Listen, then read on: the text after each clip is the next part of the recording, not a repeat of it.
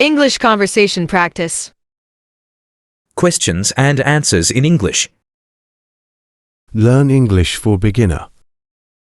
At the flower shop. Buying the flowers. It's my wife's birthday, and I'm going to buy her some flowers. Perhaps you'd be interested in red roses. It's my wife's birthday, and I'm going to buy her some flowers. Perhaps you'd be interested in red roses. How much do the roses cost? They're only $20 a dozen. How much do the roses cost? They're only $20 a dozen.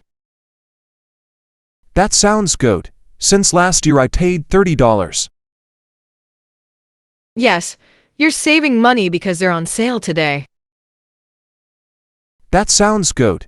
Since last year I paid $30. Yes, you're saving money because they're on sale today. I'll take a dozen of your most beautiful roses. Could I interest you in anything else? I'll take a dozen of your most beautiful roses. Could I interest you in anything else? No. I'll just give her the roses and a card. She should be very pleased with these roses. No. I'll just give her the roses and a card. She should be very pleased with these roses.